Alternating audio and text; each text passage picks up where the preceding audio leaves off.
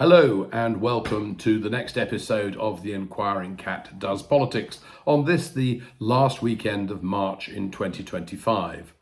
This week in the UK, Rachel Reeves issued her spring statement, and it was supposed to be a low-key affair, but because of what has happened as a result of her autumn budget, it suddenly has become a new budget in all but name. This time, the target of her attention has been particularly welfare payments. Now, those of us that are concerned about the exponential rise and, in fact, unaffordable trajectory of welfare payments will be pleased to see that this is what they're doing. However, I do ask, number one, why was this not done as part of the autumn budget last year? It would have been much more responsible and acceptable to the electorate if she had done that. The second thing is it also exposes those measures that were introduced in the budget last autumn, namely VAT on school fees and also the attack on the farming and small business community, as being nothing more than the class warfare they were very ill disguised as. And had she done the measures she's doing now, last autumn, then the impact on the economy would not have been significant at all. The disastrous measures that she brought in last autumn are grinding our economy to a standstill with the increase in national insurance payments, to name but one measure, that are now starting any day now in April 2025. So the autumn budget was a disaster for bringing in the wrong measures. It was a lie because it was about class warfare, and it was wrong because what she's doing now could have been done then. But there is also a notable exception. She's talked about reducing the civil service by 15,000 people, but this again is something that should have been done last year, and it doesn't go far enough. There's an old saying in business that if you're going to upset the apple cart, upset it fully. And she has the opportunity now with her majority to really be much bolder and to go much further. She can always reverse some of the cuts to the civil service if she finds that she doesn't need to have made them so deeply. As it is, with what she's announced, she's only giving a headroom of another 10 billion. That's what she had before and was wiped out by Vance very quickly.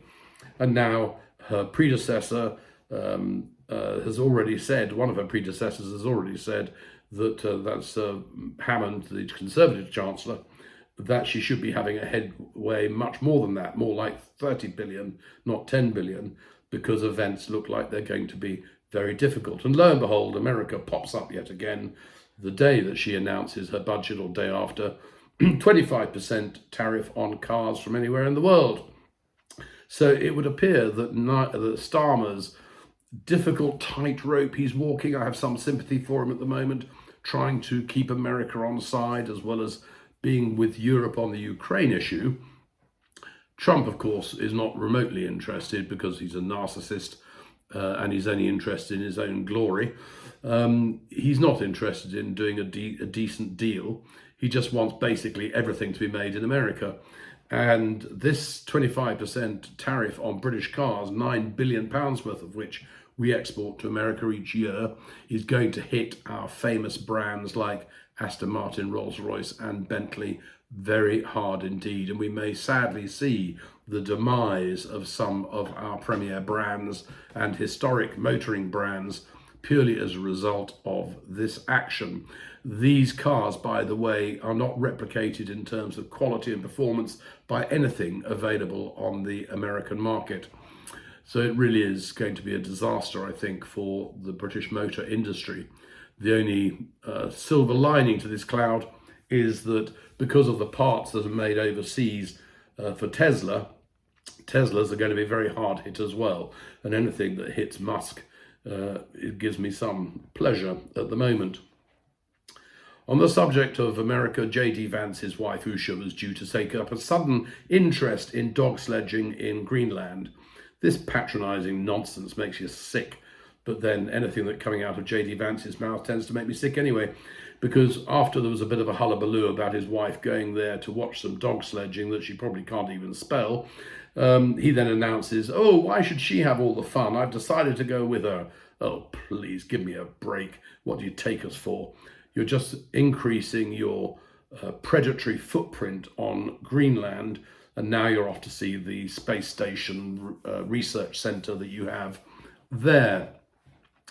My prediction is that Trump will get Greenland, and I think the way he's going to do it is to, next step, announce that the space station research center is so valuable it needs a military presence to protect it, and he will put troops on the ground, and there's virtually nothing that Denmark or Greenland can do to fight that. And of course it's a nonsense, because if Greenland was at risk from a Russian invasion for the sake of argument, then what would happen is that the NATO alliance would spring into action to defend America's interests as well as Denmark's and Greenland's. So he doesn't need to have a footprint in Greenland protected. It's protected because it is under the NATO umbrella. But that's not good enough for Trump, because actually what he's really interested in, of course, is exploiting the mineral rights and going down in history as the president who expanded America. The mineral rights issue he could take care of through an agreement with Denmark and with Greenland. He doesn't need to own the place, but his real intention above all else is to be the guy that expanded America and go down in history as that. So if he doesn't manage through these routes to get it, how will he get it? The way he'll get it is to announce that America is leaving NATO, which for other reasons may not come as a complete surprise, and he can then invade it. And what is NATO going to do if America invades Greenland? Are we all going to go to war with America? No, of course we're not. And that is the way that he will get Greenland, by betraying the greatest Western alliance since the Second World War. This man is a danger to democracy. He's an absolute dictator. He has no respect for international norms and what has kept the peace in the world. And I think that World War III becomes much more likely because of this Nazi lunatic in the White House. So it's a rotten week as we see these events unfolding. Anyway, that's my Saturday rant for you this week, and we'll see how things unfold. Meanwhile, see you next week. This is the Inquiring Cat signing off. Bye-bye for now.